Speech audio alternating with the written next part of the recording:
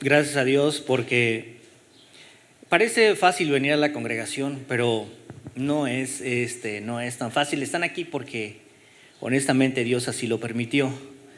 Siempre hay situaciones que podemos dejar de lado para poder venir a escuchar la palabra. Y gracias a Dios por sus vidas, gracias a Dios porque les permite estar aquí un domingo más. Deseamos que sea de bendición lo que hoy vamos a predicar, les sirva mucho para sus vidas. Edificar las vidas de los creyentes es de verdad la razón por la cual el Señor puso pastores, maestros, profetas, y esto es bueno, y evangelistas. Bien, vamos a abrir nuestras Biblias en la carta a los Romanos y vamos a considerar este pasaje importantísimo, conocidísimo también, de Romanos capítulo número 1 y el versículo 16 y el versículo número 17. La Biblia dice lo siguiente: porque no me avergüenzo del Evangelio, porque es poder de Dios para salvación a todo aquel que cree, al judío primeramente y también al griego. Porque en el Evangelio la justicia de Dios se revela por fe y para fe, como está escrito, más el justo por la fe vivirá. Vamos a orar. Padre, muchísimas gracias te damos porque has puesto, Señor, una carga muy fuerte en el corazón de todos los hermanos que hoy están aquí. Gracias, Dios, porque en todo momento, Señor, han podido poner su voluntad bajo tu voluntad, su vida bajo tu autoridad, Señor, y su corazón, Señor, tiene hambre y tiene sed de esta maravillosa justicia que viene por fe de parte de ti. Te pido, Dios, uses mi vida, Señor, solamente como el instrumento que debe de ser en todo tiempo. Permíteme, Dios, en todo momento, Señor, estar puntual, Señor, en toda la palabra, de manera, Señor, que no detenga tu palabra, sea la que tenga que decir, Señor, sea escuchada, Señor, en este auditorio. Te pido bendigas, Dios, enormemente al hermano Abraham, Señor, al hermano Julio, al hermano José, al hermano Josué que está en México, al hermano Luis de Acapulco, Señor, y otros pastores, Señor, que de repente se me escapan. Dios, de verdad, en todo tiempo, Señor, tenemos impresionantes luchas en todo momento, Señor, y gracias, Dios, porque es tu gracia quien sostiene en todo tiempo, Señor, a tus ángeles, Dios, a tus lumbreras, Señor, en este mundo. Te pido, Dios, bendigas enormemente, nos guardes de todo tipo de mal y nos ayudes a abstenernos del mismo. Te pedimos, Dios, por cada creyente, Señor, que está en una franca y deliberada, Señor, batalla, Señor, en contra del enemigo, que tú también, Señor, seas su guarda en todo momento. Y gracias, Dios, porque en todo tiempo, Señor, has cuidado y has tenido cuidado, Señor, de esta congregación. Te pido, Señor, que en todo tiempo, Señor, podemos descansar confiadamente en tu palabra. Gracias, Dios, por esta oportunidad que nos das de estar aquí y permite, Dios, aprovecharla a lo sumo. Bendice, Señor, a cada persona, Señor, que nos escuchará a través del internet, invitando, Señor, que toque su corazón, de manera, Señor, que un día tome la decisión y que pueda también ver que necesita estar en la congregación, que necesita estar obedeciendo a un principio bíblico que tiene que ver con no dejar de congregarse. Señor, ayúdanos a entender, Señor, que este mundo, sin darnos cuenta, de una manera sigilosa, de una manera sutil, nos ha hecho tremendos consumidores del internet. Pero la iglesia tiene que estar congregada. La iglesia no tiene que consumir mensajes, la iglesia tiene que congregarse. Ayúdanos, Dios, a entenderlo y a poner por encima de todas las cosas, Señor, el obedecer a Dios, que es lo que de verdad le agrada que le ofrezcamos, nuestra obediencia. Quédate con nosotros, Padre. Lo suplicamos en el nombre de tu Hijo amado, Cristo Jesús. Por favor, también que ayudes a los enfermos. Te pedimos por la hermana Dalila, Señor, que tiene un problema de salud, seas tú con ella, le permitas estar descansando. Ya tenía el deseo de estar hoy en esta mañana, pero Señor, tus planes tú los tienes, permítele Dios que descanse y que pueda recuperarse de esa enfermedad, de esa infección que tiene. En el nombre de tu Hijo amado lo pedimos, amén. Pueden sentarse, hermanos.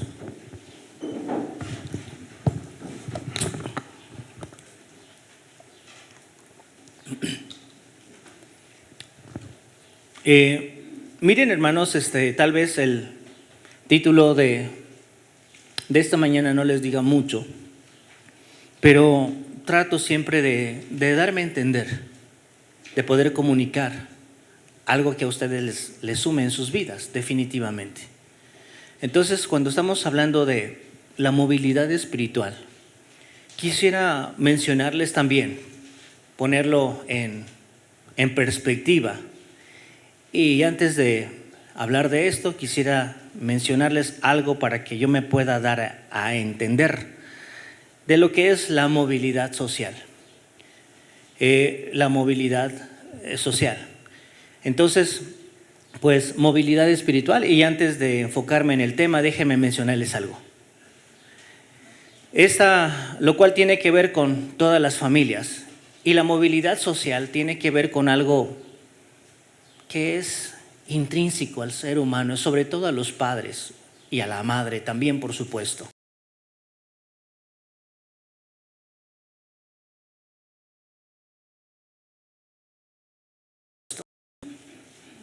Y a veces no tenemos nada claro. Simplemente nos enamoramos, nos casamos y de repente ya están ahí los hijos. Y entonces nuestra vida se convierte en un ferviente deseo de poder, lo hemos dicho, sacar adelante a la familia. Y entonces ponga usted que muchos de nosotros comenzamos al ras del suelo, al ras del piso, sin ayuda, sin dote, sin nada, sin amparo, más que los regalitos que te llevaron cuando te casaste. Y ahí comenzamos. Y tenemos los hijos. Y los padres empezamos a trabajar fuertemente, deseando y teniendo en el corazón que mi hijo, quien va a sucederme en la vida, en su momento, no padezca de la misma condición de vida que yo he tenido. Que no cometa los mismos errores, que no tome las mismas decisiones. Y tratamos de que haya una movilidad social en todos los sentidos. La movilidad social es un deseo inherente en el corazón de la mayoría de los padres, los cuales se habrán de sacrificar, de esforzar por los hijos. Los padres habrán de hacer todo lo posible para que los hijos participen de una condición de vida un poco más dinámica en la cuestión de la libertad, de la esclavitud, de los trabajos que nos atan día con día y nos limita a poder participar de algunos momentos de gratificación.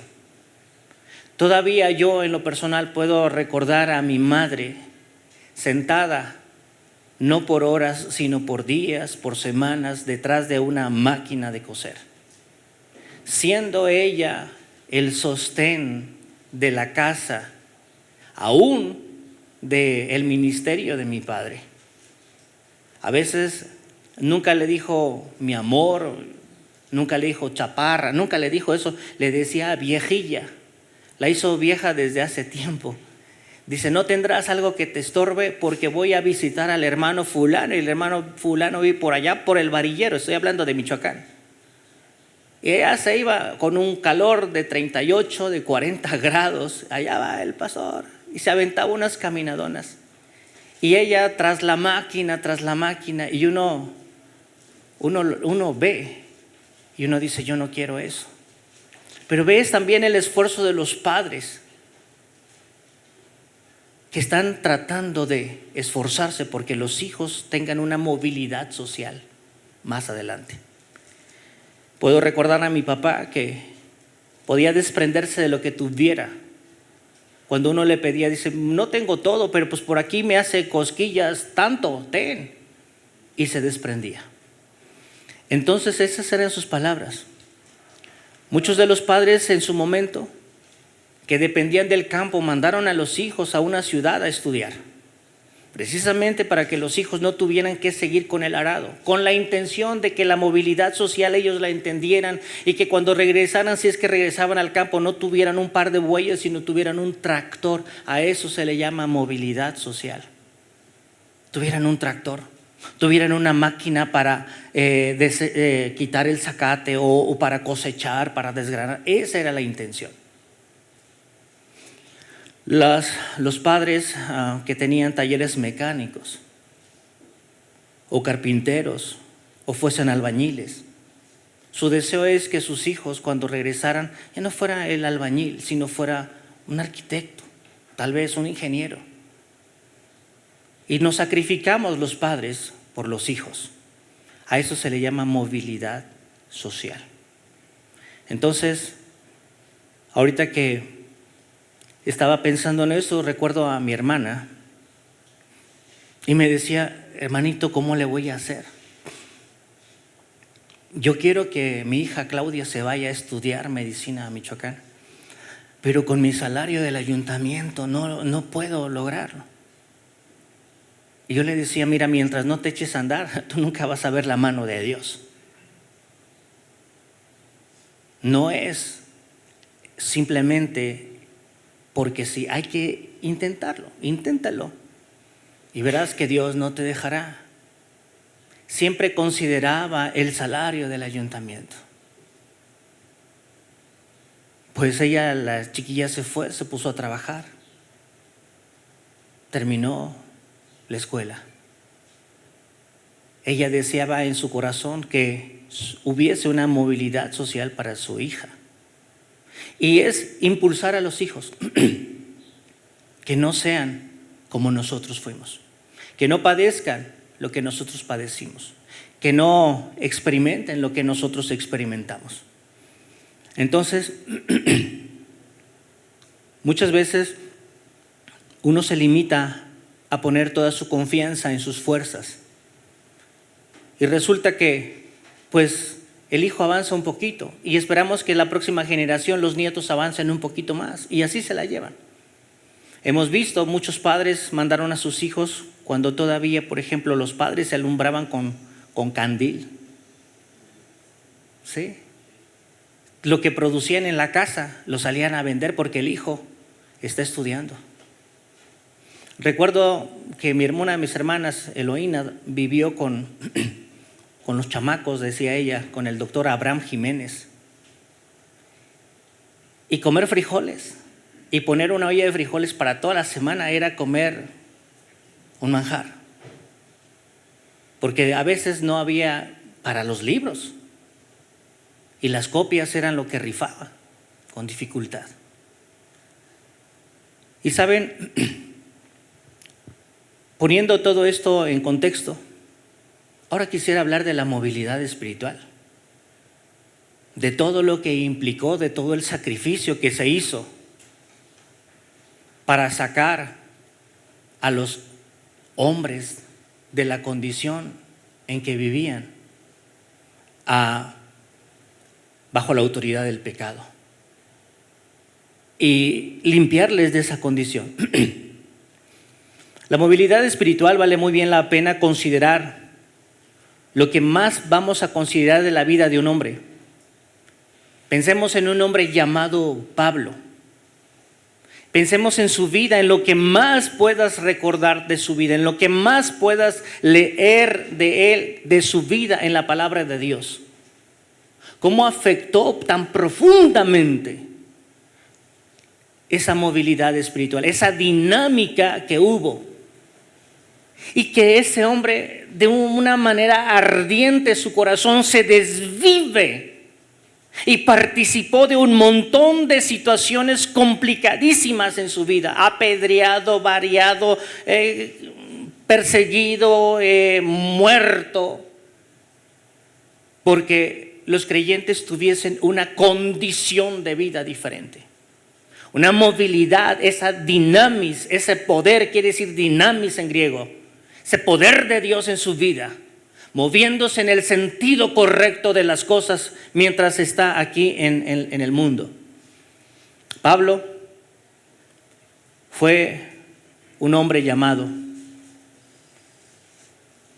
el cual de una manera muy sensible adopta esta paternidad espiritual respecto de todos los hombres y mujeres a quien les ha comunicado el mensaje del Evangelio de Cristo, en donde el deseo de sus hijos espirituales puede ir más adelante.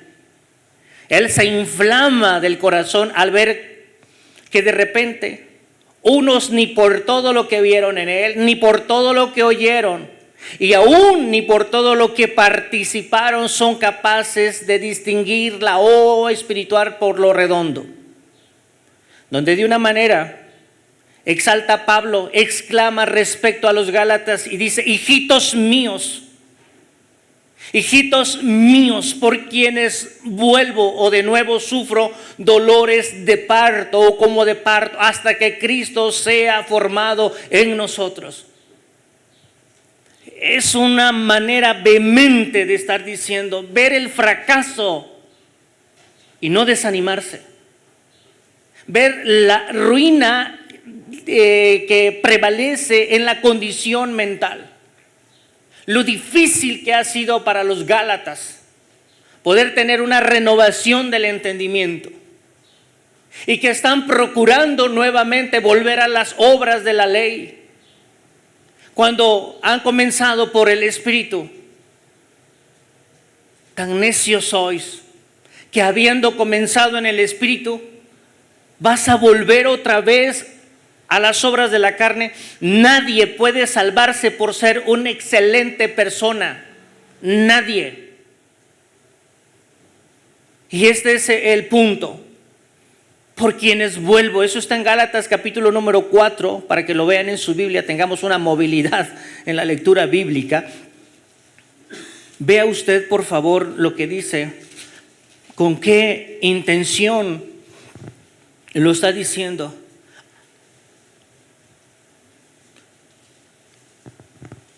(4:19) Hijitos, esta actitud paternalista, esta responsabilidad de padre, este deseo de ser un proveedor y un protector del cuidado espiritual de los Gálatas, por quienes vuelvo a sufrir dolores de parto,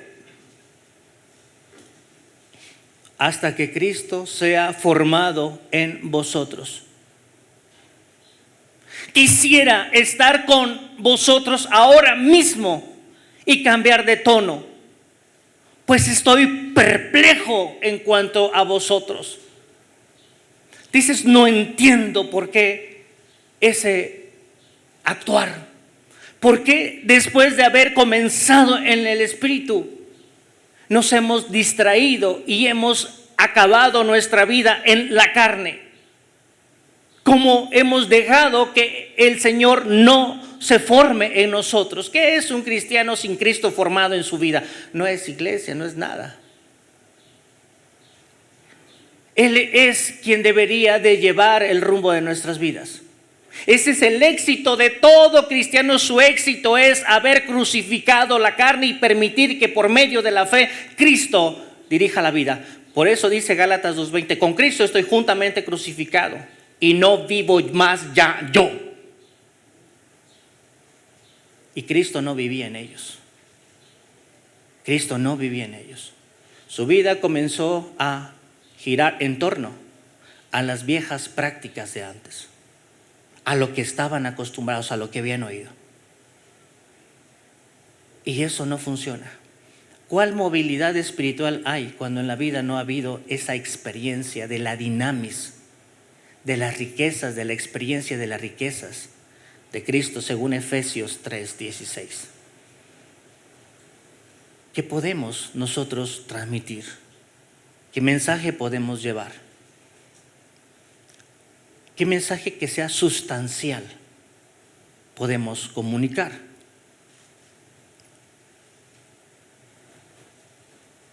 Está diciendo Con Cristo soy juntamente crucificado y no vivo más, no vivo ya yo, pero ahora el que vive es Cristo en mí. Y sé que voy a vivir muchas cosas. No, de ninguna manera. Cuando vienes a Cristo, de ninguna manera sueñes que estás en una burbuja. No es cierto. No estás en una burbuja. No es las boberas que dicen con la sangre de Cristo me protejo. Eso no es. No tenemos ese tipo de mantras. La vida dinámica en el Señor es diferente. El sacrificio que hicieron los padres por los hijos no fue un mantra, no fue un deseo, fue una acción.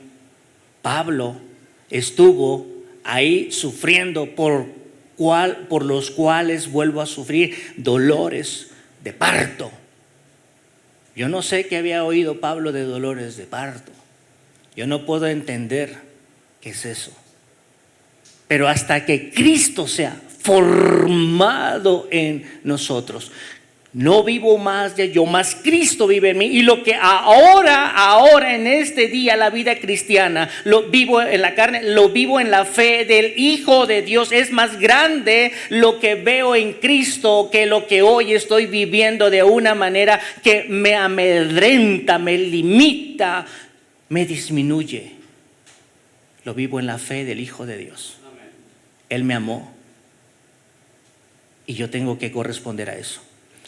Luego, de una manera mucho más ardiente, Pablo, como padre espiritual, le dice: ¡Oh Gálatas, insensatos!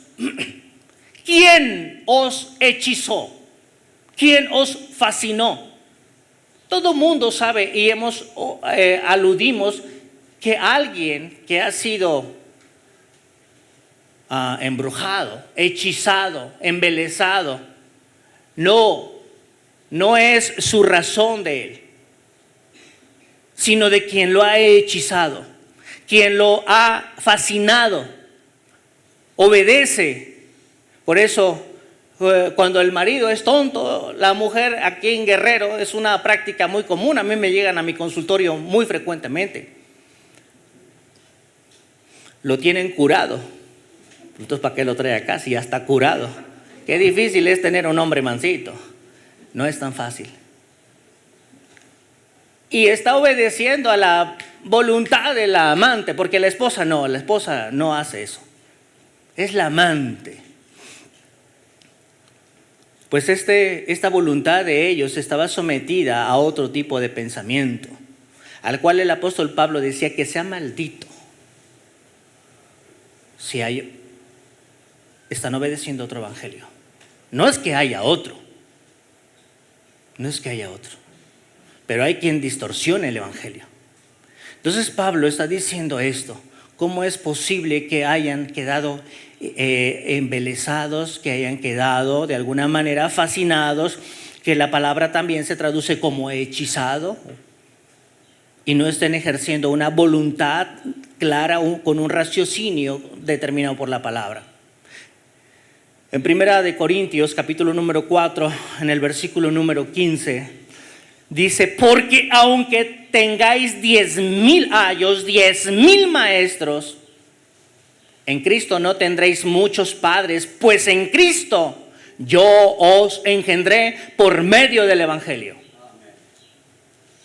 No importa que se levanten muchos maestros.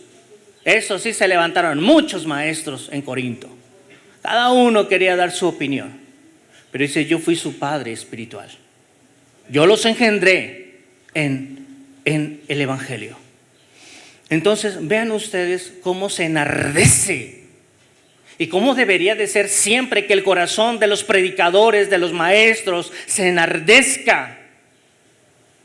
Así pasó mientras él esperaba en el aeropuerto, su corazón se enardecía al ver a la ciudad de Grecia entregada a la idolatría. ¿Por qué? ¿Qué se necesitará? ¿Qué tipo de experiencia se necesitará para tener una pasión como la de Pablo? Para no sucumbir, para no desanimarse.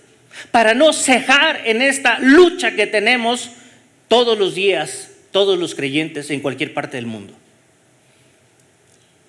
Pablo era este tipo de hombre.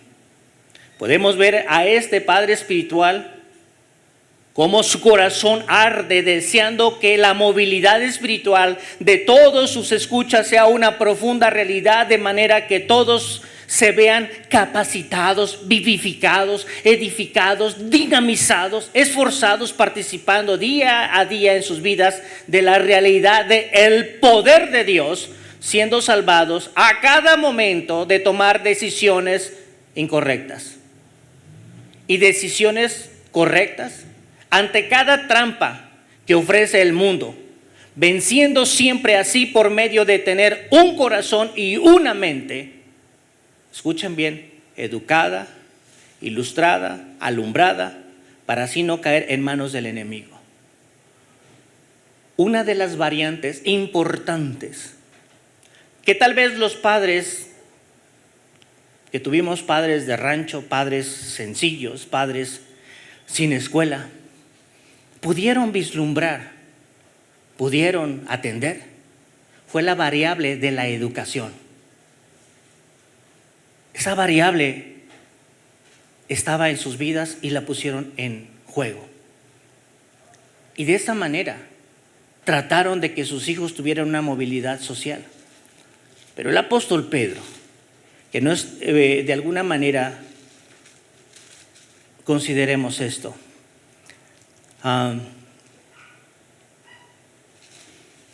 Déjenme ver su segunda carta de Pedro. Dice segunda de Pedro, capítulo número 1, versículo número 3. Como todas las cosas, este hombre también tenía ese mismo sentir. Ardía el corazón de este que en otra hora había sido un reaccionario a causa de su ignorancia. Ahora él está en otro asunto. Como todas las cosas que pertenecen a la vida, número 1, y a la piedad, nos han sido dadas por su divino poder mediante el conocimiento de aquel que nos llamó por su gloria y excelencia. Es igual. ¿Sabes qué es lo que te va a sacar de ese letargo, de esa condición del mundo, de la carne? Que el hombre pueda conocer verdaderamente a aquel que nos llamó por su gloria y por su excelencia. ¿Sabes? Una de las cosas que más atraen la atención y que desafían al hombre a hacer el más sumo esfuerzo son las escuelas que dicen escuela de excelencia. Escuelas, yo no sé, no tengo idea, ni siquiera ni soñar teníamos permitido en considerar en meternos en una escuela como el TEC de Monterrey.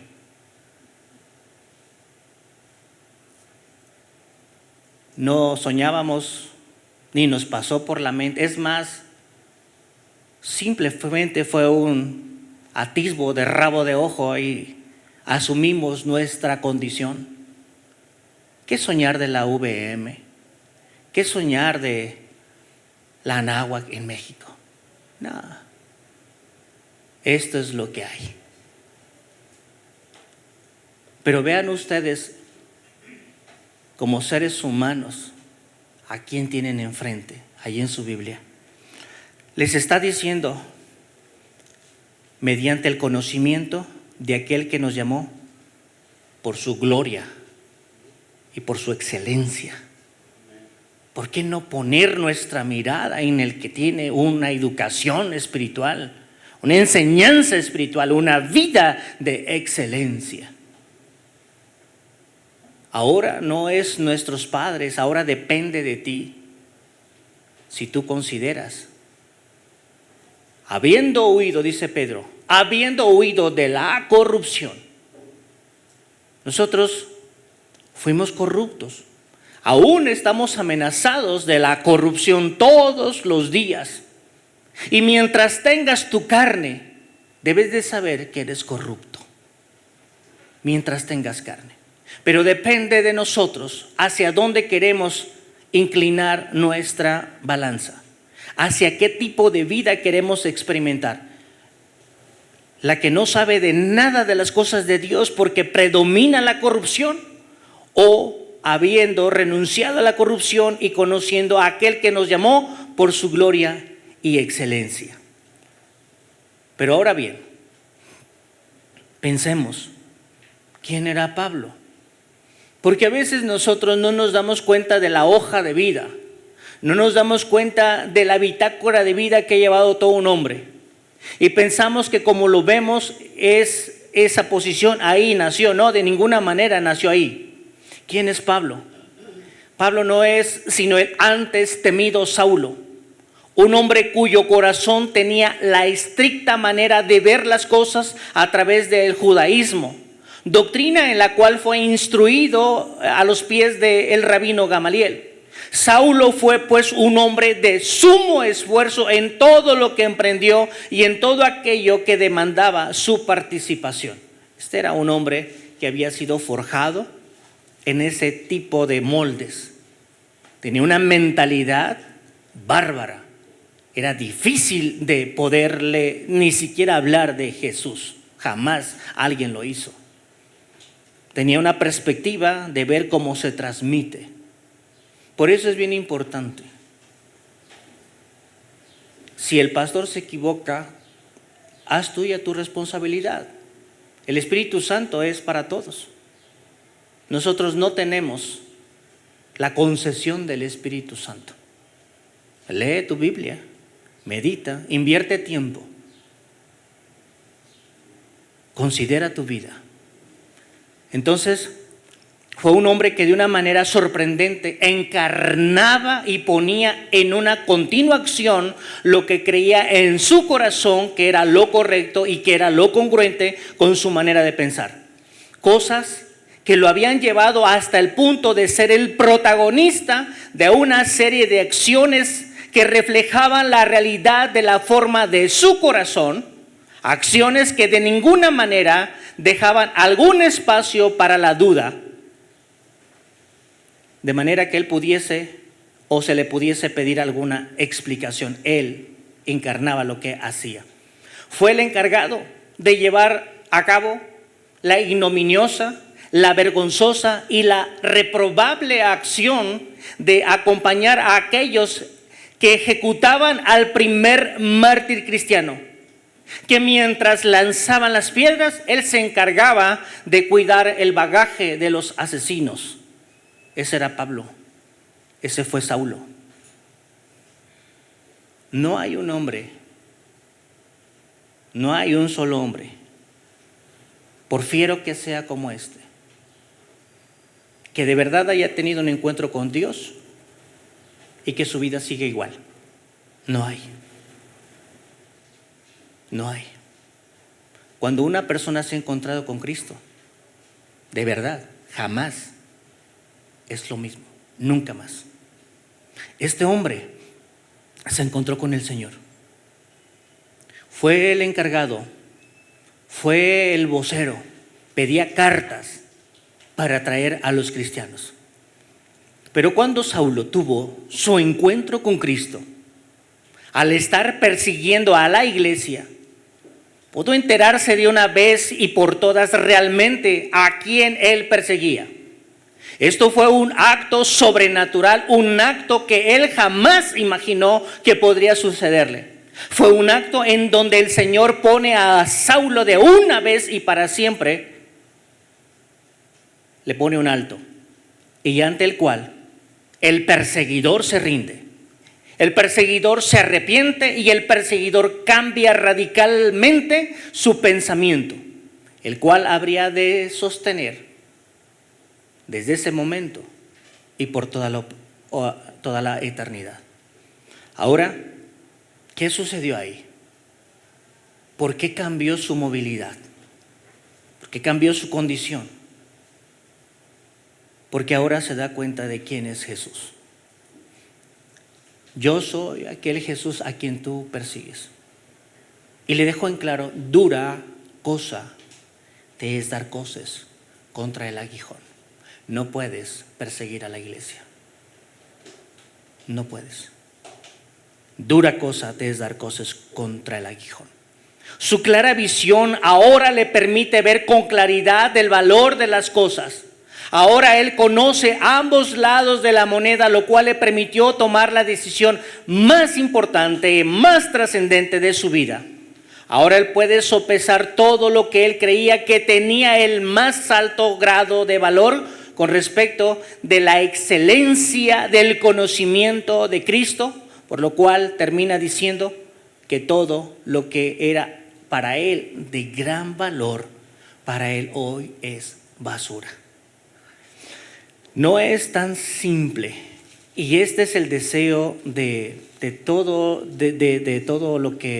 los hombres del Señor.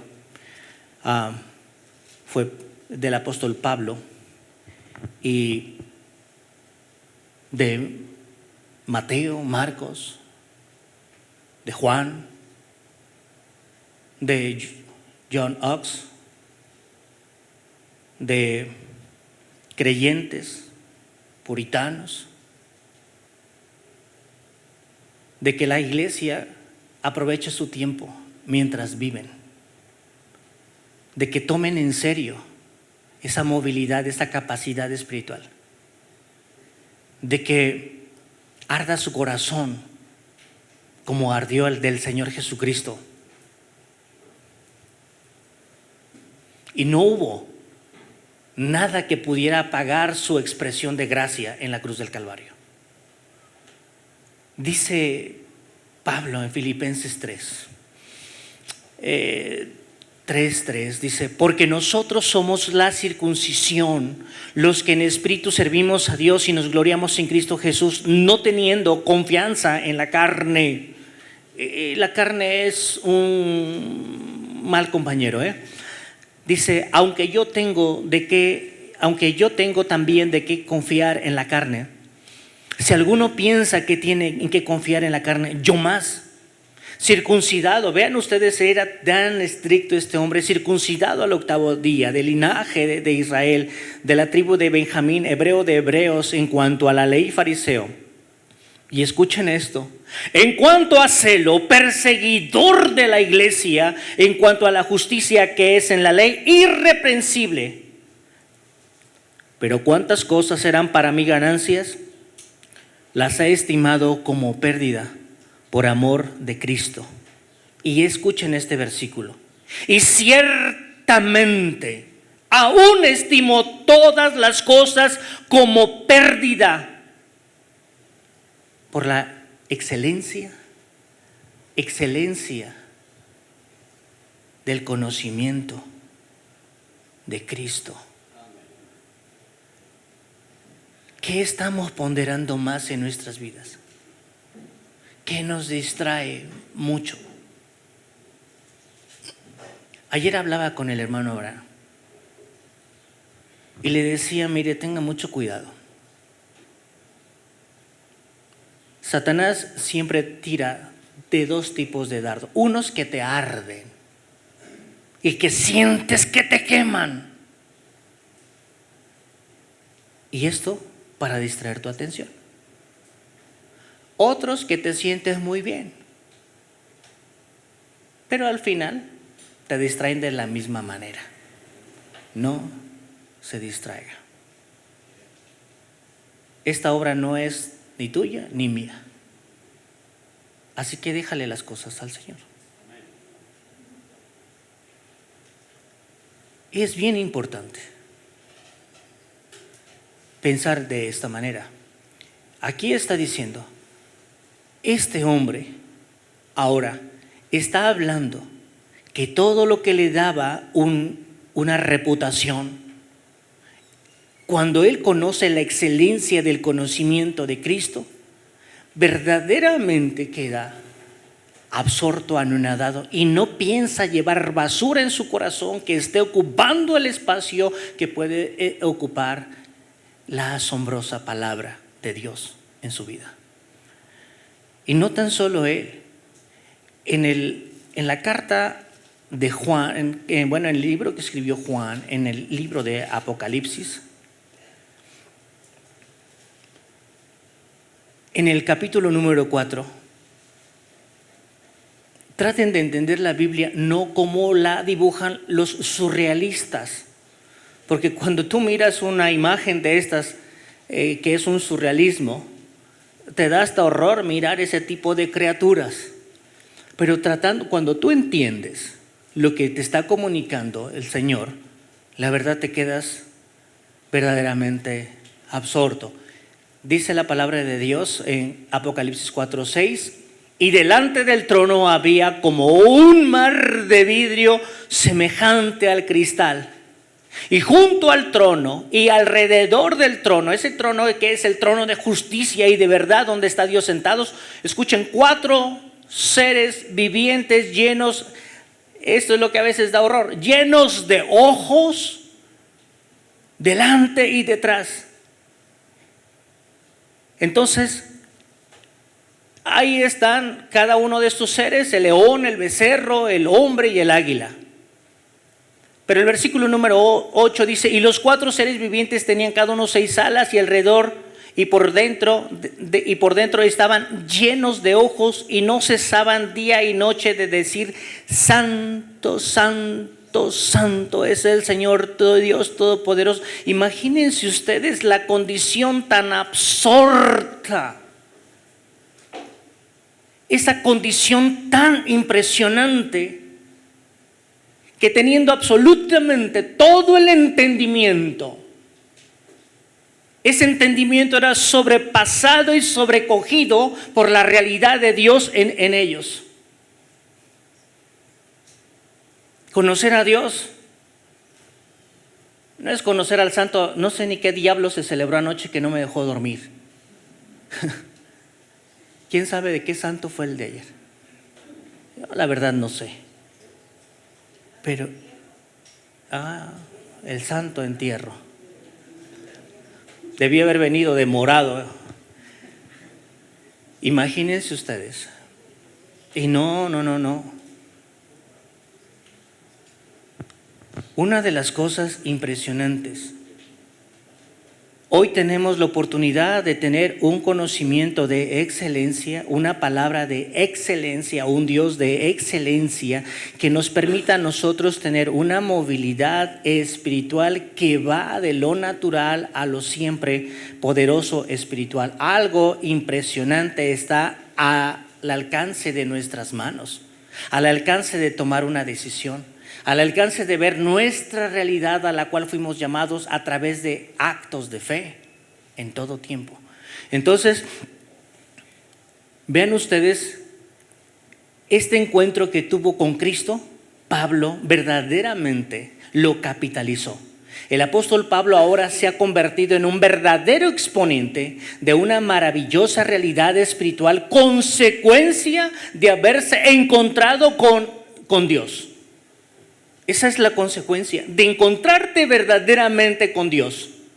Es por tal motivo que todo el tiempo que él vivió, Dios le permitió convertirse en un verdadero comunicador, en un pregonero del glorioso evangelio de Cristo, procurando despertar el corazón del hombre a la verdad de Dios y conocerlo, que lo conozca más y más por medio de una movilidad espiritual, para así desear cada día una comunión con Dios, ese Dios del universo, donde de él mana la luz. Y como dijo Juan, y la luz era la vida de los hombres, no las tinieblas, no la carne. En Proverbios, si no mal recuerdo, ahorita estoy en Proverbios.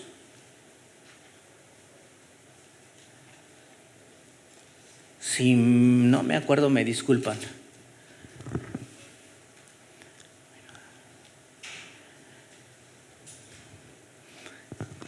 Dice la Biblia que va como la luz del día hasta que el día es perfecto. De repente se me vienen pasajes aquí que yo digo, los hubiera querido ayer, antier, que estaba estudiando. Pero bueno, Dios sabe. A ver, 4:17. Ok, 4:18. Fíjese qué importante. Está en ti. ¿En qué te ocupas? Porque en lo que nos ocupamos es a lo que más valor le damos. Es lo que define nuestras vidas. Es lo que exhibe la condición del pensamiento. Sin embargo,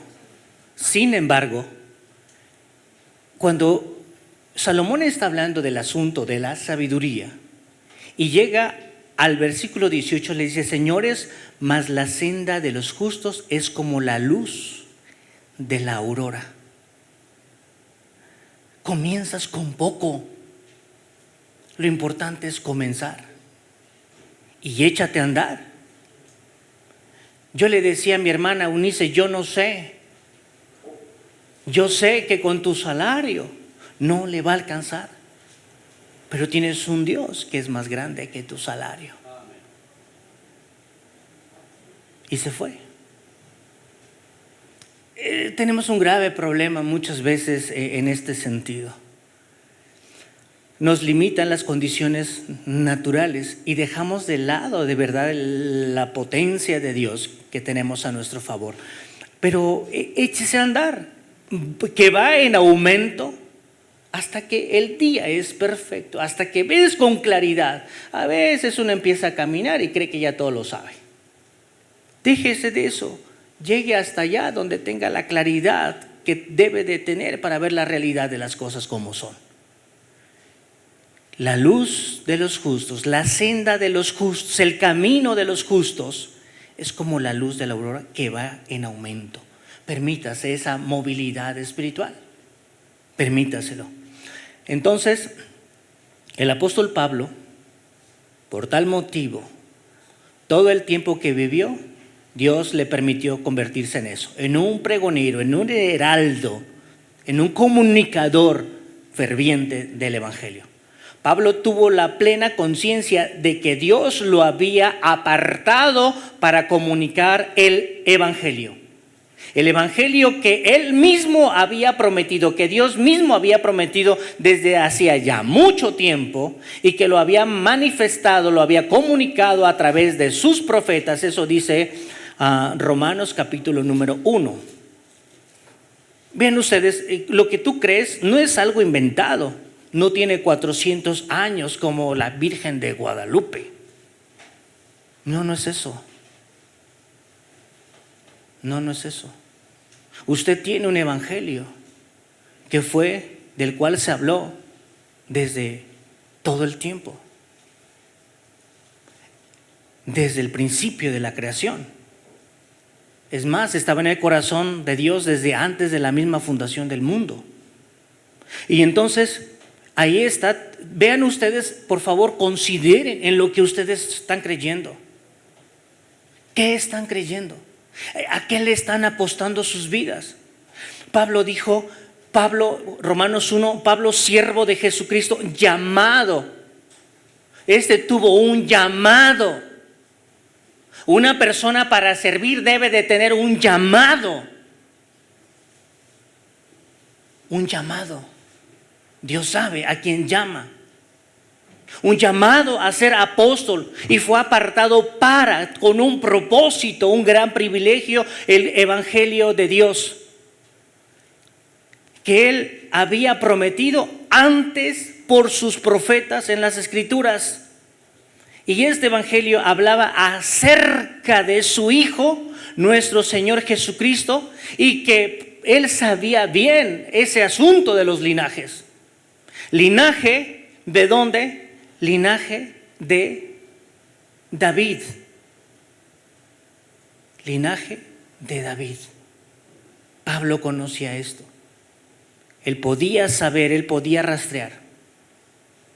A veces confiamos en caminos que no nos llevarán al cielo, porque son atractivos. Hay muchas iglesias donde las personas que están al frente dicen, tuve un sueño, y se ponen a predicar porque tuvieron un sueño, y está bien, y parece que florecen más. Eso no hay ningún problema, y ahí están. Entonces la Biblia dice que se amontonarán maestros conforme a sus concupiscencias. Son iglesias donde se predica al gusto del consumidor. Pues usted ve a dónde va a ir a parar. Entonces, ¿qué es lo que más le confirma a Pablo? Lo que le confirma a Pablo es esto, que fue declarado hijo de Dios conforme al poder según el Espíritu de santidad por la resurrección de los muertos. Si tú hallas a otra persona con ese poder y que haya resucitado de los muertos, pues igual tienes otra opción, pero no hay. Esto hace excelente lo que creemos, esto hace único lo que creemos y en que creemos. Esto hace particularmente especial, digno de confianza. Entonces, Pablo ahora es ese grandísimo exponente de la obediencia a la fe por amor de su nombre. La movilidad espiritual de Pablo habrá de ser un sello de gloria y de honor, y que le habrá de distinguir a Pablo para siempre. El apóstol Pablo fue un hombre con un corazón que siempre ardió por el verdadero deseo de Cristo, y que ese deseo de Cristo se cumpliera en los hombres. Pablo vivió y murió por esta causa, que los hombres pudieran experimentar esa movilidad espiritual a causa de la cual él antes se había constituido un perseguidor. Y ahora miren ustedes por favor el versículo número 16. ¿Cuántas cosas tienen que cambiar de una manera profunda en un hombre para que su pensamiento y su idiosincrasia, su esperanza, su cosmovisión, su plataforma sea diferente? Romanos 1:16 dice, porque no me avergüenzo del evangelio. ¿Por cuál razón? Porque es el poder de Dios para salvación a todo aquel que cree, al judío primeramente y también al griego. Miren bien, mientras tratan de comprender el entorno de estos hermanos a quienes se les dirige esta carta, estos hermanos que se encuentran en Roma, una nación embriagada de poder. Escuchen esto, es bien importante el entorno en el cual nosotros nos desarrollamos, cultural, social, las estructuras económicas, las estructuras políticas, todo tiene que ver porque todo nos afecta. Entonces Pablo está mandando conscientemente una carta y está consciente de todo el entorno que engulle a la comunidad en Roma. Entonces, vean ustedes, tenemos ahí en Roma al imperio más poderoso de todo el tiempo, con prácticas de hacer quedar bien. Siempre ha habido eso. César es el Señor. Ese saludo de militar se empezó a filtrar al pueblo, al vulgo. Y cuando un romano saludaba a un cristiano, por ahí empezaron muchos problemas. Que decían, César es el Señor. Le decía, Jesús es el Señor. Entonces ahí empezó a haber una situación difícil. Una situación que no es tan alarmante cuando conoces en quién has creído. Un problema que no trascenderá cuando sabes en quién has creído. Jesús es el Señor. Entonces, una nación embriagada de poder, con toda suerte de pecados, con toda suerte de inmoralidad, donde las mujeres a los 12 años, 11 años, antes de su menarca, la palabra menarca es la primera menstruación, ya habían sido vendidas,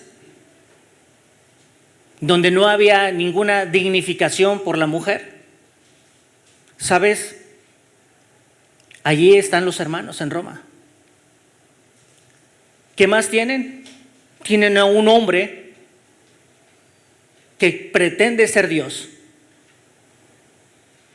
Y eso hace que sea extremadamente peligroso.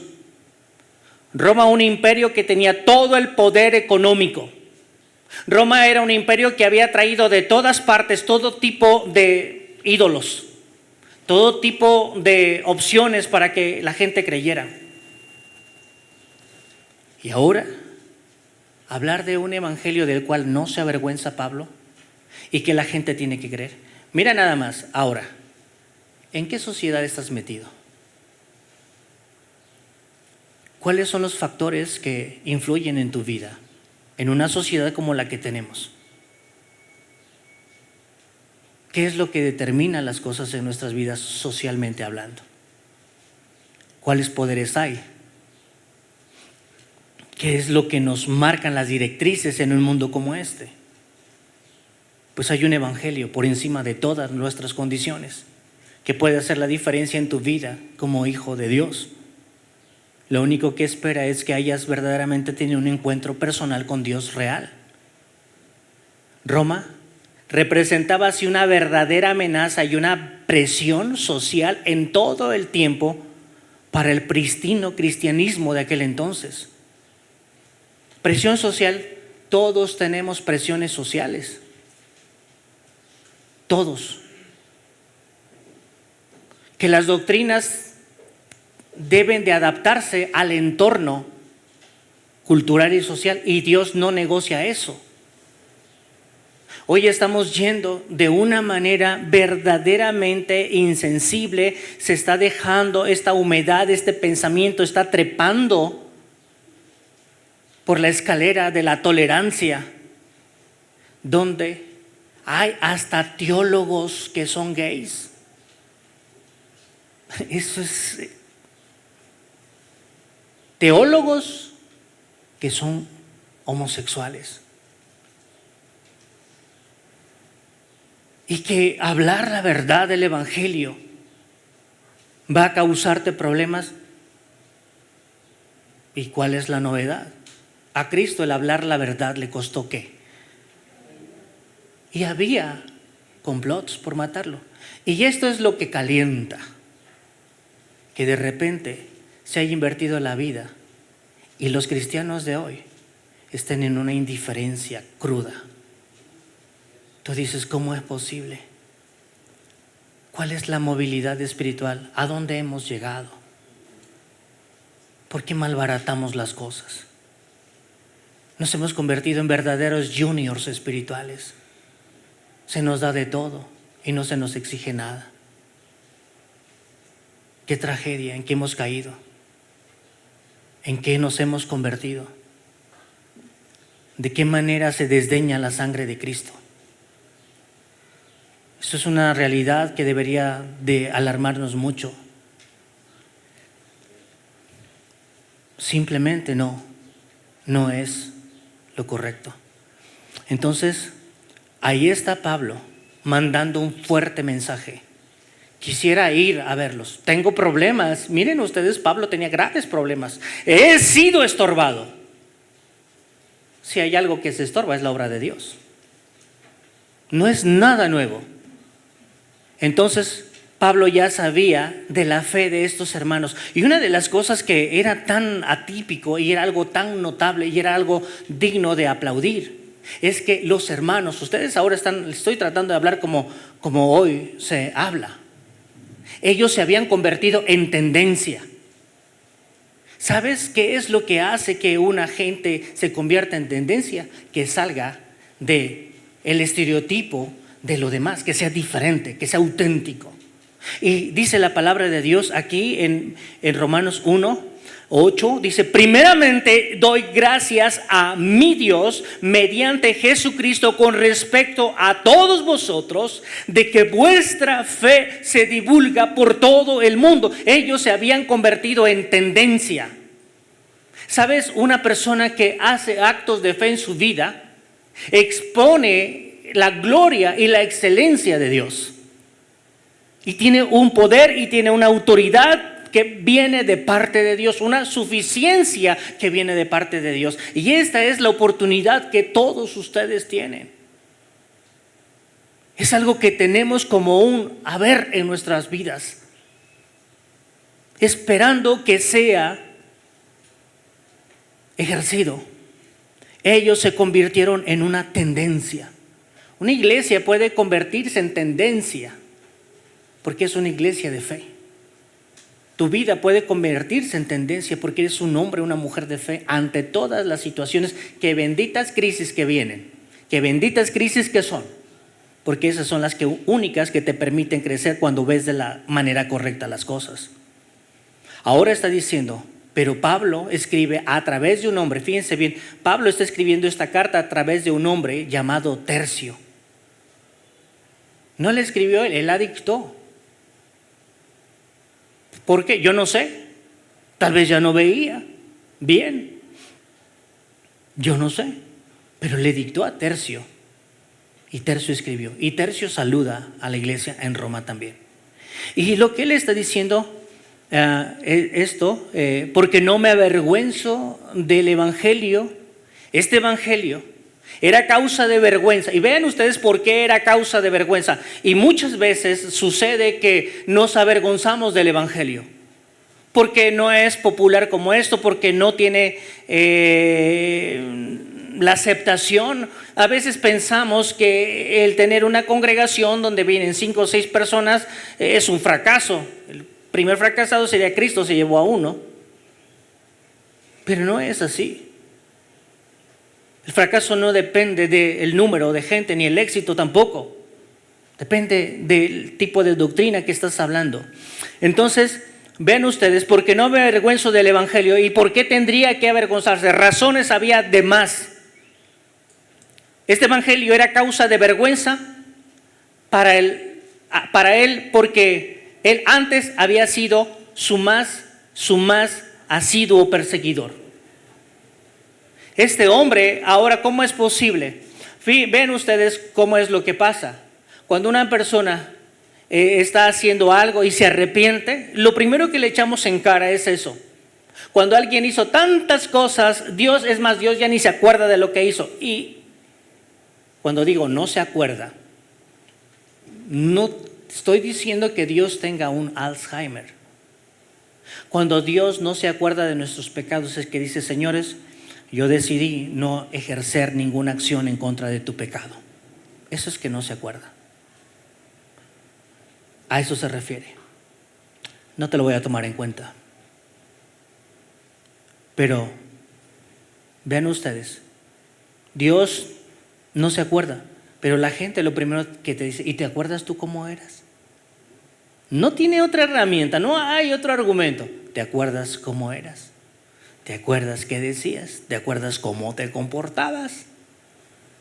Por eso Pablo siempre les decía primero: yo era peor. Si tú dices yo era peor, entonces ya confesando, pues ¿qué te dicen? Si todo el mundo sabe que tú eras peor. Entonces era digno de vergüenza para él por esto, que primero era un detractor, era un perseguidor y ahora es un pregonero de este evangelio. Era un evangelio de vergüenza porque a los ojos de los hombres era una causa empezada por el hijo de un simple carpintero. Qué interesante pensar en esto. ¿Cómo yo voy a creer la doctrina de un carpintero? Del hijo de un carpintero y que siguió el oficio de carpintero durante 30 años. Jesús no fue un holgazán. Jesús fue un hombre que se encargó de su madre y de sus hermanos. Tenía un taller de carpintería, trabajando. ¿Hasta cuándo? Hasta que comenzó su ministerio, a los 30 años. Entonces, vean ustedes esto. Para ellos era un escándalo. ¿Cómo los judíos reprobaron esto? ¿Cómo Roma va a aceptar teniendo tanta fastuosidad, tanta opulencia? ¿Cómo vamos a permitir que venga esa doctrina de un carpintero? Era de vergüenza porque antes las oportunidades que podía ofrecer una nación con toda la infraestructura política, económica, política y militar. ¿Cómo voy a ir a predicar yo a Roma un evangelio en donde parece que no se necesita? Porque viene de Belén, porque viene de Israel, porque viene de un pequeño pueblo miserable.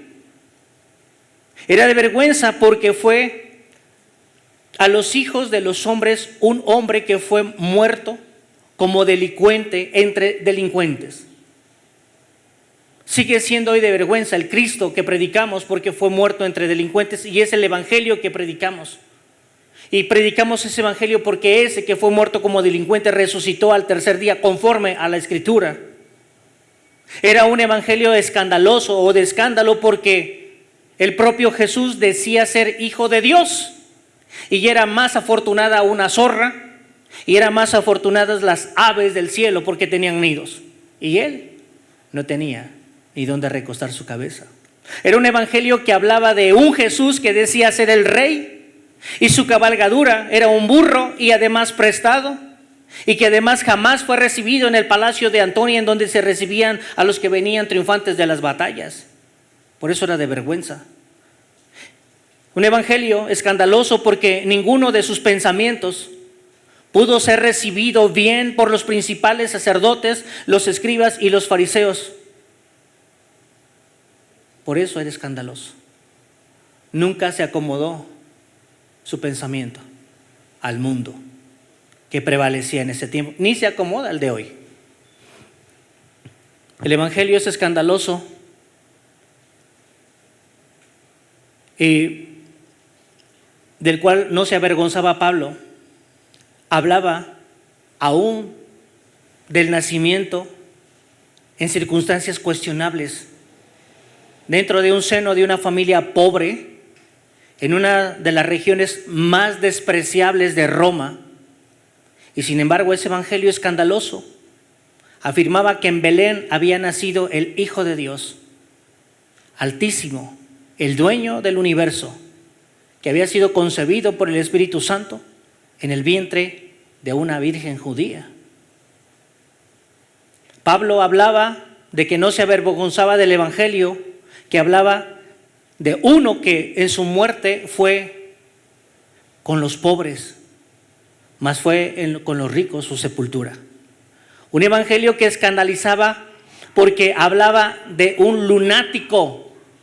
Así le decían a Jesús: lunático y blasfemo. ¿Por qué te ofendes de lo que te dicen de ti? No se dé por aludido, no es Jesús. De él decían que era un lunático y blasfemo, así calificado por la gente de su pueblo, gente a las cuales les había hecho bien, gente que fue sanada, gente que fue alumbrada por su palabra, gente a la cual el Señor le tendió la mano, y que tan pronto como se presentó la ocasión le despreciaron a tal grado de quererlo ver muerto de la peor manera. Será un evangelio escandaloso para los hombres peligrosos, pues una y otra vez su palabra ofendió los corazones de los pecadores de tal manera que el mismo Jesús podía decir que su palabra no hallaba cabida en ellos. Pablo no se avergonzó ante todo el imperio y todo lo que implica Roma, en todo lo antes ya mencionado, pero tampoco se avergonzó delante de todo lo que implicaba ser griego. Predicar un evangelio en Grecia, por favor, la cuna de la filosofía, los dueños del amor al conocimiento. ¿Cómo vas a predicarles un evangelio de locura? Pues eso decía, para los griegos es locura. Para los judíos tropezadero. Es más, nada nuevo ahí debajo del sol. Jesús dijo: No hay profeta con honra, sino en su propia tierra, con la gente que lo conoce. No tuvo reconocimiento. Vean ustedes, no se avergonzó delante de los griegos, que presunciosamente consideraban poseer todo tipo de divinidad en la cual ellos podían poner sus esperanzas. No se avergonzó ante la descendencia de uno de los más grandes estrategas de guerra de todos los tiempos, un hombre llamado Alejandro Magno, nacido en Pela, ubicada en las llanuras de una ciudad llamada Macedonia en Grecia. No se avergonzó. Un hombre que lloró cuando no tuvo que conquistar. No se avergonzó Pablo. No se avergonzó ante los griegos, ni ante los romanos, ni ante los judíos. No se avergonzó de ponderar el evangelio ante las dos culturas más significativas de todos los tiempos. El apóstol Pablo había podido no tan solo identificar, sino experimentar el poder de Dios en su propia vida. Él experimentó el poder y la movilidad espiritual a un nivel incomparable. Él pudo experimentar hasta el mismo extremo, de extremo a extremo, así como dijo Nehemías: en extremo nos hemos corrompido, en extremo hemos pecado, pues en extremo fue Pablo reconocido. Dice la palabra de Dios en 2 Corintios capítulo número 12, en el versículo número 2 al 4. Segunda a los Corintios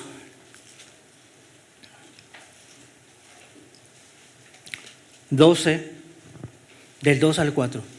Conozco a un hombre en Cristo que hace 14 años,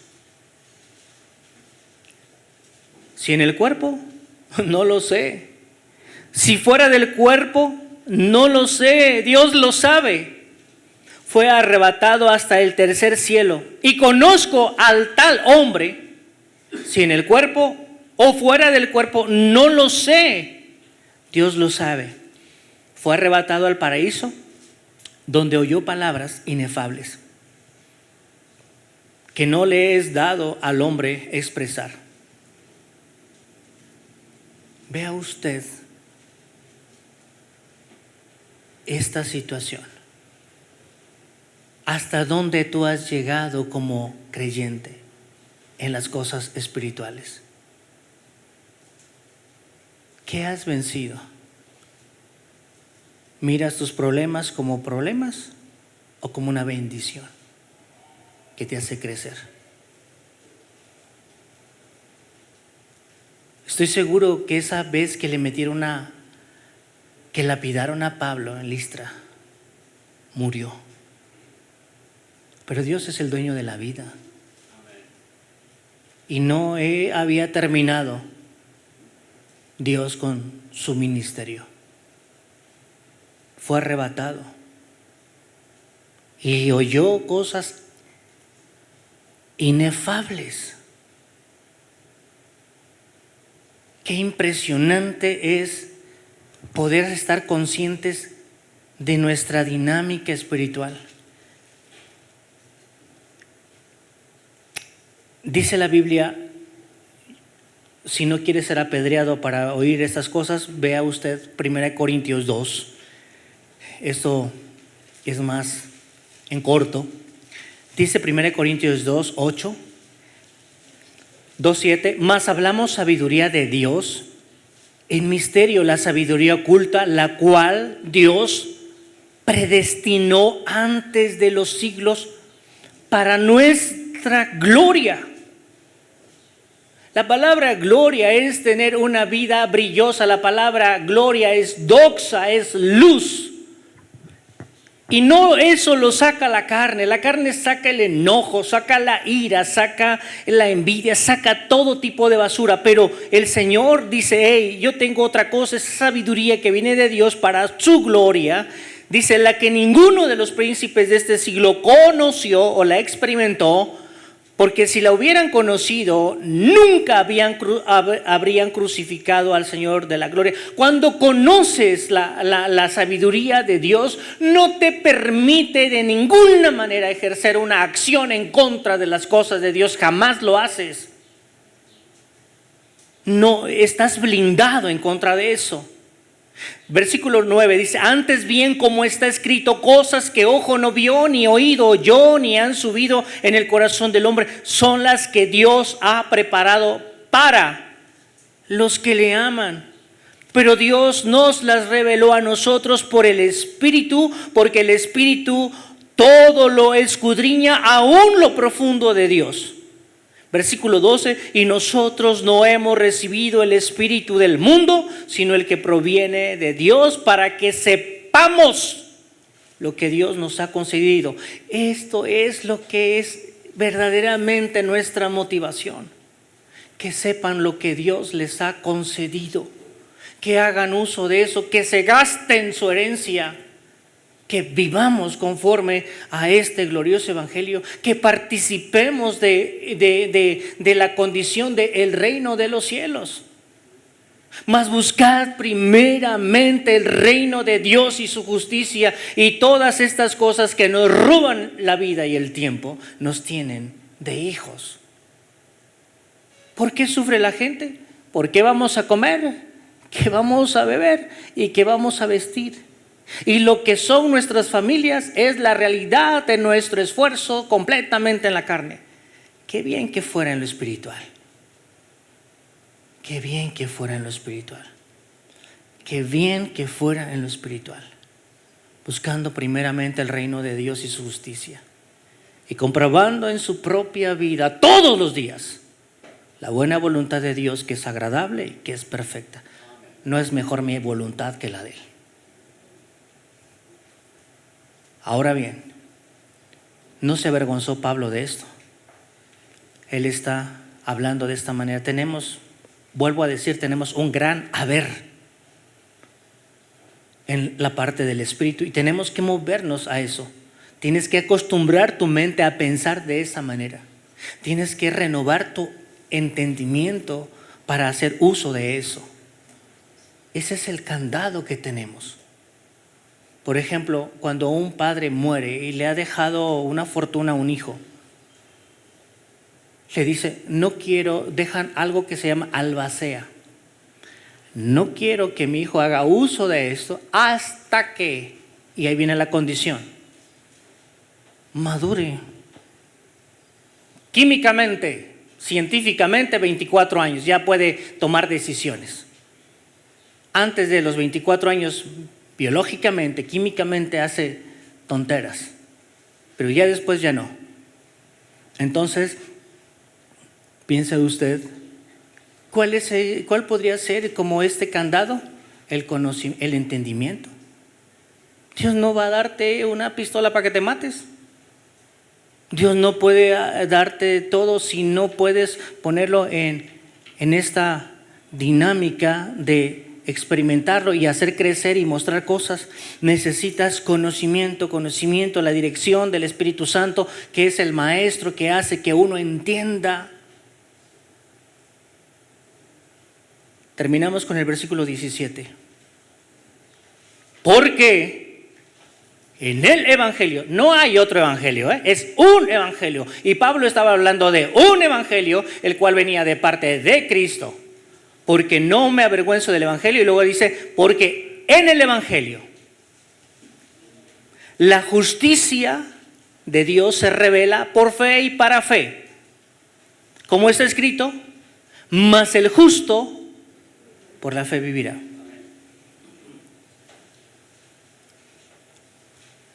Una de las razones por las cuales Dios permitió a Habacuc que fuera invadido Israel es el mismo problema de siempre. ¿Cómo no poder salir de este vicio? La idolatría. La idolatría. ¿Sabes qué mal les he hecho yo? Dijo el Señor. Dice Jeremías: ¿qué mal les he hecho? ¿Por qué me han dejado? ¿Por qué se han convertido en el hazmerreír? ¿Por qué son humillados de tal manera? ¿Y por qué lo hacen? ¿Y por qué no reaccionan? Entonces, ese es el punto. El problema de los hombres tiene que ver siempre con alejarnos de Dios, de una manera o de otra, mientras no estamos, como dice Hebreos 2,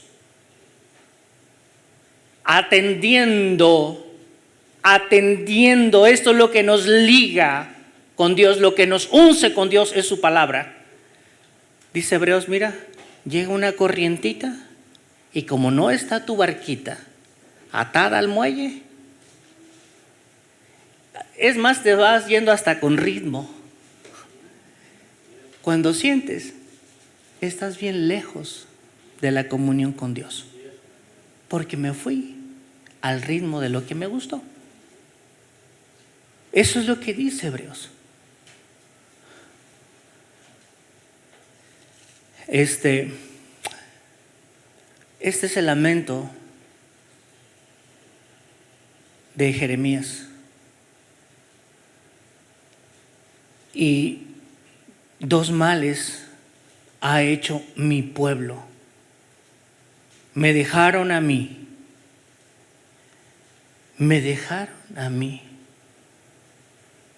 Fuente de agua viva.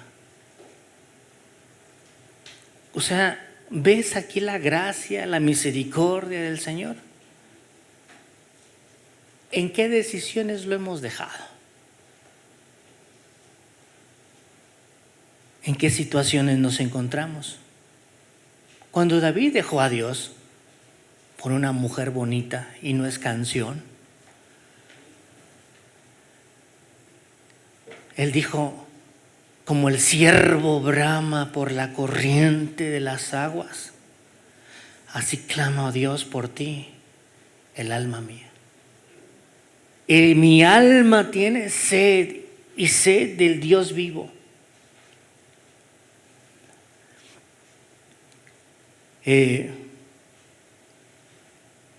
Una de las mañas, yo hablo con todo tipo de personas. Yo cuando estaba niño, y no es justificarme, recuerdo haberle preguntado, yo vivía en la Quinta Calle,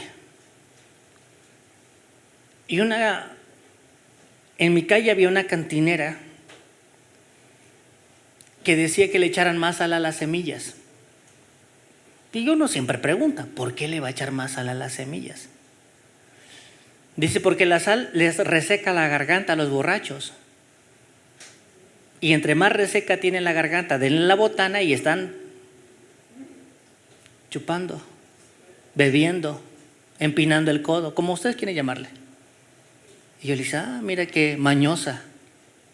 Le decían la ush, porque para todo le decía ush. Era conocida de nuestra calle. La carne es como las semillas de la cantina. Te tiene siempre una garganta reseca de las cosas del mundo. Pero de verdad, solamente el pecado va a resecar tu vida. Pero a veces es deleitoso. Moisés lo dijo. Él prefirió padecer el vituperio con su pueblo que escuchen bien, los deleites. ¿Cómo es el pecado? Deleitoso. ¿Por qué cree que la gente lo sigue? ¿Es deleitoso? Yo no puedo decir lo contrario. Deleitoso. De los deleites temporales del pecado. Entonces, vean la Biblia y Dios no quiere hijos humillados.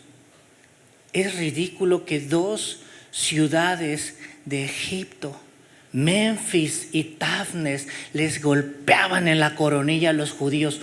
¿Cómo puede ser posible? Que los están sapeando. El sape no es de nuevo, el sape está aquí, dice, aún los hijos de Memphis y los hijos de Tafnes te quebrantan la coronilla.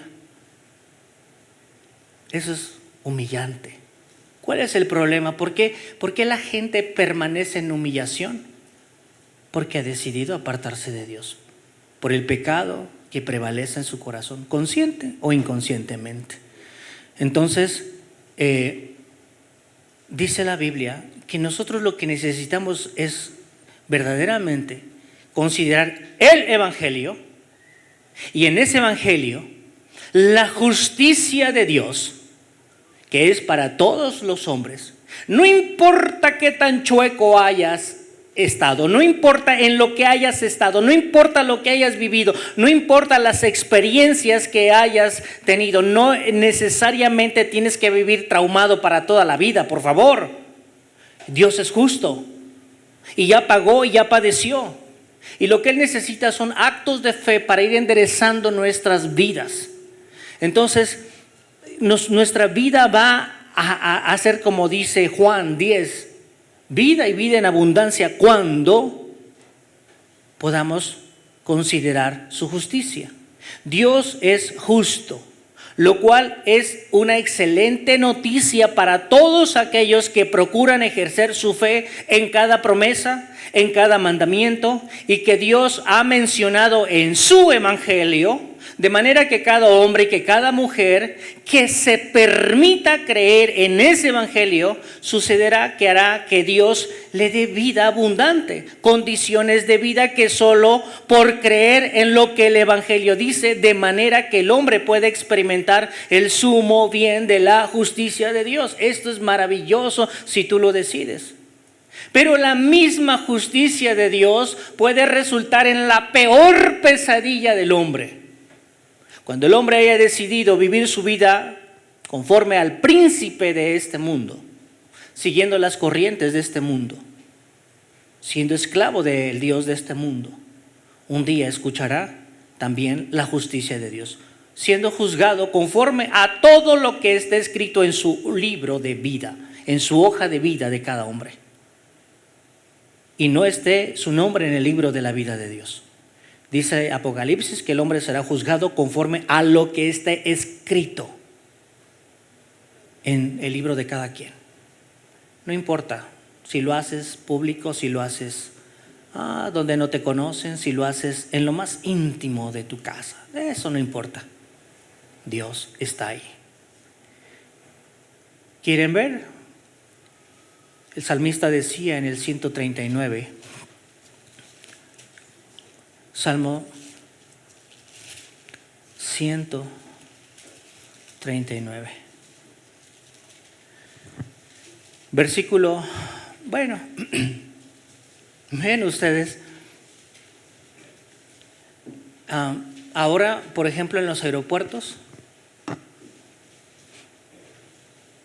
vas por los pasillos y ya una cámara te está tus rasgos biotípicos, ya no necesitan ponértela, no, allá dice temperatura normal, vas caminando y saben hasta por tu forma de tu cara y de todo, quién eres.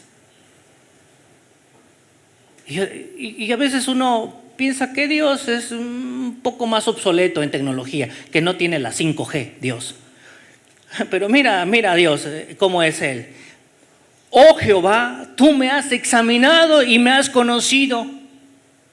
Vean ustedes el Dios del cual tienen la oportunidad de poder contar con Él en su vida, por favor. Tú has conocido mi sentarme, mi levantarme. Has entendido desde lejos mis pensamientos. Has escudriñado mi andar y mi reposo. Y todos mis caminos te son conocidos. Pues aún no está la palabra en mi lengua, y aquí, oh Jehová, tú las sabes todas. Detrás y delante me rodeaste, y sobre mí pusiste tu mano. Tal conocimiento es demasiado maravilloso para mí. Alto es, no lo puedo comprender. ¿A dónde me iré de tu espíritu? ¿A dónde huiré de tu presencia? Si subiese a los cielos, allí estás tú. Y si en el Seol hiciere mi estrado, he aquí, allí tú estás. Si tomare las alas del alba y habitar en el extremo del mar, aún allí me guiará tu mano y me asirá o me agarrará tu diestra. Si dijere ciertamente las tinieblas me encubrirán, aún en la noche resplandecerá alrededor de mí. Aún las tinieblas no encubren de ti y la noche resplandece como el día. Lo mismo te son las tinieblas que la luz, porque tú me formaste mis entrañas, tú me hiciste en el vientre de mi madre. Vea usted, no podemos jugar a las escondidas con Dios. No podemos huir de Dios. Por eso le dije, haga lo que haga, todo está registrado. Piense lo que piense, está registrado. Sea lo que sea, el Señor tiene un registro. No sé qué tecnología ocupará, pero aquí su palabra lo revela. Así que, así como la justicia puede ser verdaderamente una grandísima bendición para cualquiera que dice yo quiero andar conforme a tu voluntad, y te edifica y te fortalece, te libera, te sana, te llena de gozo, puede ser la peor de las experiencias tener que verse con la justicia de Dios que pagará a cada hombre conforme a su pecado. Pero queridos hermanos, el creer en cada promesa de Dios va a exponer de ti un estado de fe que sin duda habrá de ir creciendo cada vez un poco más, así como vimos que la luz de la aurora va creciendo, pues de fe y para fe. Si Dios ya te contestó aquí en lo corto, pues ve por más. Y si te contesta en lo más, pues ve por más. De fe y para fe, como está escrito, mas el justo por la fe, no dice sobrevivirá. Nosotros somos de que de repente andamos sobreviviendo. Por la fe vivirá. Es un estado, una condición. ¿Qué le quieres pedir a Dios? ¿Qué quieres conocer de Dios? No te avergüences del evangelio de un judío que no tuvo ni dónde poner su cabeza. No te avergüences de un judío que murió como el peor delincuente, que no sea un tropezadero para ti. Experiméntalo en tu vida. Hoy cuentas con vida, hoy cuentas con el evangelio, cuentas con una medida de fe que Dios repartió a cada uno, cuentas con la oportunidad de poder creer de manera que la movilidad espiritual pueda proporcionarte verdaderas condiciones de un justo que ha andado como es digno del glorioso evangelio de Dios. Hermanos, muévase en lo espiritual. Dios le bendiga, le va a ir bien. Vamos a orar. Padre, muchísimas gracias te damos en esta mañana, tarde ya, por habernos permitido, Señor, este grandísimo privilegio. Señor, híjole, de verdad estamos apenados porque no nos damos cuenta de cuántas cosas tú tienes, pero esto no es otra cosa sino la ignorancia del evangelio. La ignorancia de tu sabiduría, la cual, Señor, si la pusiéramos en práctica, de ninguna manera nos permitiría a nosotros ofender, Señor, a ti en ningún tiempo. Te pido, Dios, por cada persona que hoy está aquí, por cada persona que nos ha escuchado. Señor, no permitas que nuestras vidas esté determinada por el límite de nuestras capacidades en la carne, sino ayúdanos, Dios, en todo momento, Señor, a que nuestras vidas verdaderamente exhiban en todo tiempo, Señor, la velocidad, el poder, la gracia, la gloria, la justicia de lo que es la parte del Espíritu. Ampáranos, Dios, en todo tiempo, Señor, y te pido que nos permitas renunciar cada día más a lo que nos ha detenido. Bendice, Dios, en todo tiempo, de manera que podamos tener fe, que cada vez, Señor, que haya situaciones difíciles en nuestras vidas, Señor, te podamos ver obrando a favor. Ayúdanos a esperar confiadamente en ti siempre, en todo tiempo. Te pido, Dios, por esta congregación, Señor, que tú has permitido que se congregue aquí. Es tu iglesia, de la cual, Señor, tendremos cuidado, Señor, conforme a lo que tú nos das. Te pido tú les bendigas enormemente, salgan fortalecidos, bendecidos, libres, con gozo, sanados, empoderados, Dios, por este Espíritu Santo, Señor, que siempre está presto para poder cambiar la vida de los seres humanos. Hoy ayúdanos a entender que la carne no puede, la carne es débil, la carne se queda a la vera del camino, Pero Señor, en el Espíritu los cristianos van de gloria en gloria. Ayúdales en todo tiempo, Señor, a que sea su constante.